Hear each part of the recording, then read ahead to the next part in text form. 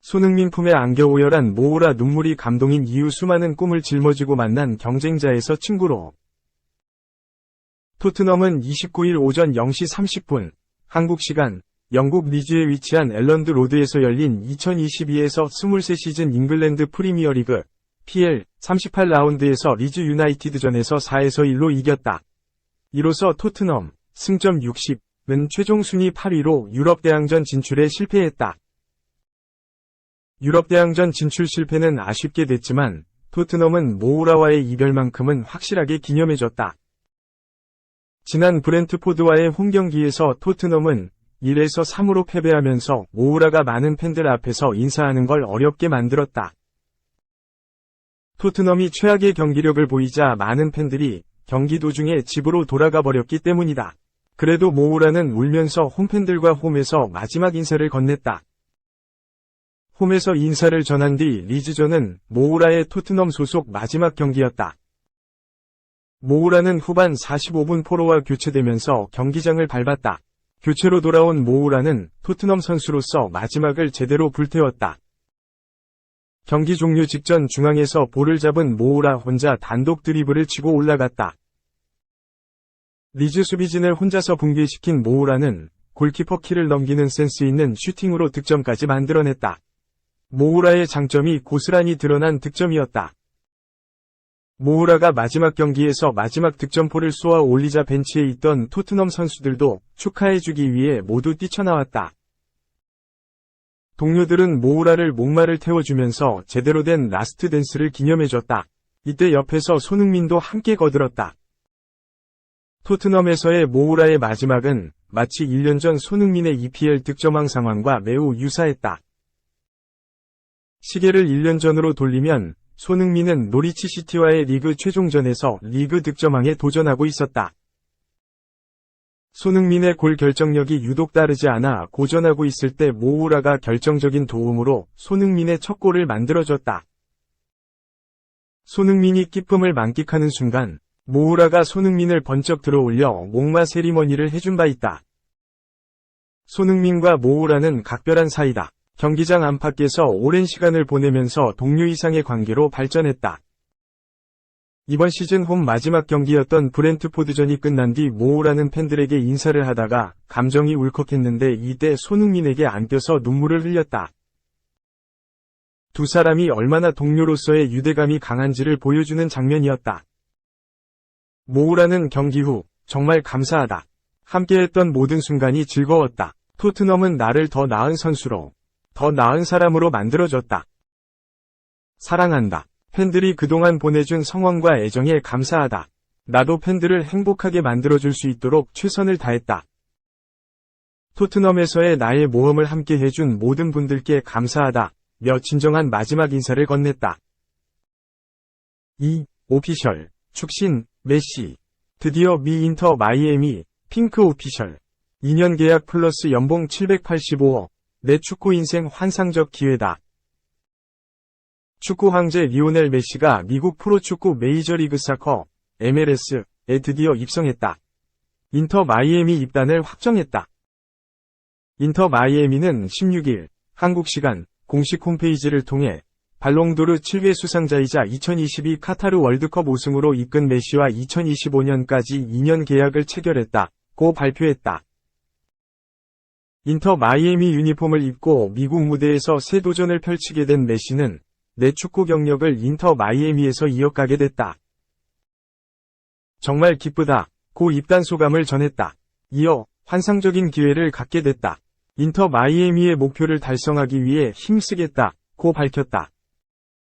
인터 마이애미는 메시와 그의 가족들의 새집이 인터 마이애미가 돼 영광이다 라며 지난 2018년에 우리는 세계 최고의 선수들을 데려와 최고의 클럽을 만들겠다고 야심차게 약속했다. 믿음을 잃지 않은 팬들에게도 진심으로 감사하다.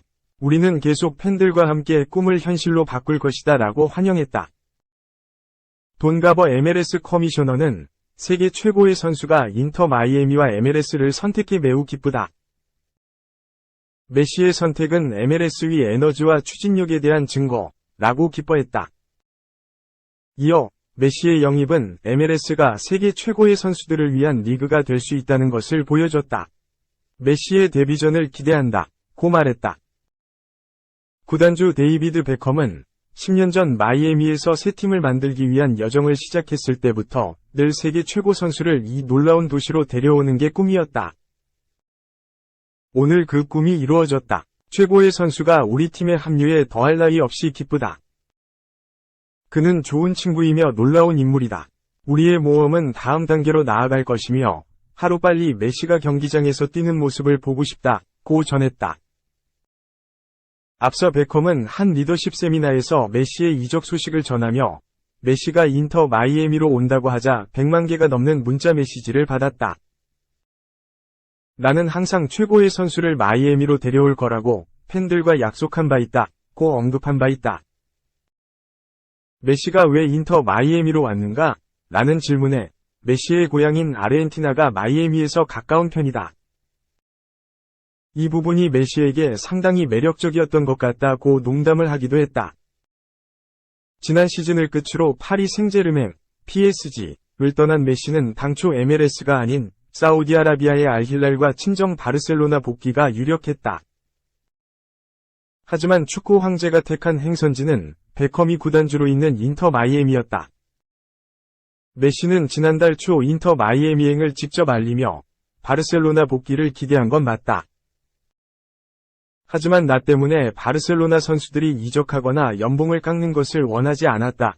고 전한 바 있다. 알힐랄은 오일머니를 앞세워 메시에게 무려 5억 4,500만 달러, 약 7,134억 원, 위 연봉을 제안한 것으로 전해졌다. 지난 1월 알나스르로 이적한 라이벌 호날두의 연봉 2억 유로, 약 2,848억 원, 보다 2배 이상 많은 파격 제안이었다. 하지만 메시는 돈을 원했다면 사우디아라비아로 가겠지만 그건 아니었다. 며 미국행이 돈이 아닌 다른 가치를 위한 결정이었다고 밝히기도 했다. 인터 마이애미는 메시가 3년 전 바르셀로나에서 PSG로 이적했을 때부터 영입을 계획했다. 인터 마이애미 공동구단주인 호르헤 마스는 메시의 아버지이자 에이전트인 호르헤 메시와 꾸준히 소통했다. 바르셀로나와 마이애미, 메시의 고향 로사리오, 월드컵이 열린 도하에서 지속적으로 만나 이적을 설득했다. 메시의 세부 연봉은 공개되지 않았다. 미국 포브스는 메시의 연봉이 최대 6천만 달러, 약 785억 원에 이를 것으로 추정했다. 알힐랄이 메시에게 제안한 연봉보다 약 9배가 적은 액수다. 돈가버 MLS 커미셔너는 메시의 데뷔전을 오는 22일 크루즈 아줄과 리그컵 경기로 예상했다. 메시의 데뷔전을 기다리는 마이애미 팬들의 반응은 폭발적이다. 지난달 초 메시가 이적 소식을 전하자마자 데뷔전 티켓 가격이 하루 만에 20배가 뛰었다. 팬들은 메시가 인터 마이애미의 순위를 끌어올려주길 바라고 있다. 현재 인터 마이애미는 MLS 동부 컨퍼런스 최하위인 15위에 머물고 있다. 메시는 인터 마이애미에서 바르셀로나 커넥션을 구축할 것으로 보인다. 바르셀로나 시절 메시의 후방을 든든하게 지켰던 미드필더 세르히오 부스케츠가 지난달 24일 인터 마이애미 이적을 확정했다. 조르디 알바도 인터 마이애미 유니폼을 입을 가능성이 크다. 부스케츠의 경우 메시처럼 사우디아라비아 팀들의 거액 제안을 받았지만 마이애미행을 택했다. 메시와 부스케츠는 바르셀로나에서 13년간 호흡을 맞췄다. 부스케츠가 바르셀로나 A팀으로 올라온 2008년부터 메시가 PSG로 이적하기 전인 2021년까지 무려 566경기를 함께 뛰며 바르셀로나의 전성기를 함께 보냈다. 라리가 우승은 물론 유럽축구연맹, 우에파, 챔피언스리그, UCL, 우승컵도 3차례나 들어올렸다. 메시는 최근 부스케츠가 바르셀로나와 결별을 발표하자 자신의 소셜 네트워크 서비스, SNS를 통해 부스케츠는 경기를 뛸 때 등번호가 5번이지만 인간적으론 10번이다 라며 부스케츠의 성품을 칭찬하기도 했다.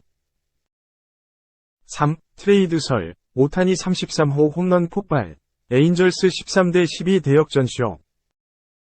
오타니는 16일 한국 시각 미국 LA 에인절 스타디움에서 열린 2023 메이저리그 휴스턴 애스트로스와 경기에 2번 지명타자로 선발 출전했다. 오타니는 5타수 1안타 1홈런을 기록하며 13대12 역전승에 힘을 보탰다. 오타니는 9에서 12로 뒤진 9회 말 1점을 추격하는 솔로 홈런을 쳤다. 시즌 33호.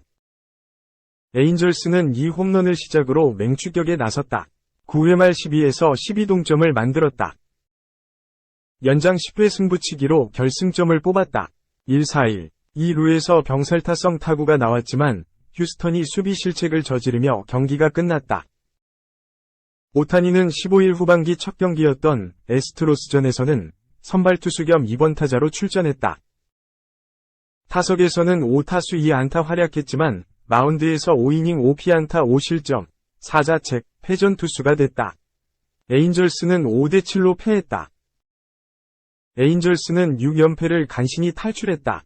와일드카드 진출권과 승차는 5경기다. 70경기가 남았지만 현재 분위기만 보면 뒤집기는 어려워 보인다. 에인절스는 결단을 내려야 한다. 오타니는 이번 시즌이 끝나면 자유계약, FA, 자격을 얻는다. 벌써부터 메이저리그 역사상 최고액인 총액 6억 달러, 약 7,600억 원 수준의 천문학적인 액수가 언급되고 있다. 오타니는 에인절스를 떠날 것이 확실시된다. 따라서 에인절스는 이번 기회에 오타니를 트레이드시켜서 유망주를 대거 받아오는 편이 이득이다. 에인절스는 사실 시즌 초중반까지만 해도 포스트 시즌 진출권에 가까웠다. 에인절스는 그래서 오타니를 트레이드할 일은 없다는 입장을 고수해왔다. 이제는 상황이 변했다. 에인절스도 드디어 태도를 바꿨다. MLB 네트워크의 존 모로시 기자는 에인절스가 현재 오타니의 트레이드 문의에 귀를 기울이고 있다 라고 밝혔다. 에인절스도 오타니를 넘길 준비를 마친 것이다. 모로시는 트레이드 가능성이 낮기는 하지만 없는 것이 아니다. 에인절스가 내부적으로 논의한 결과 현재 순위를 고려할 때 들어오는 요청에 대해 귀를 기울일 수밖에 없다는 사실을 깨달았다.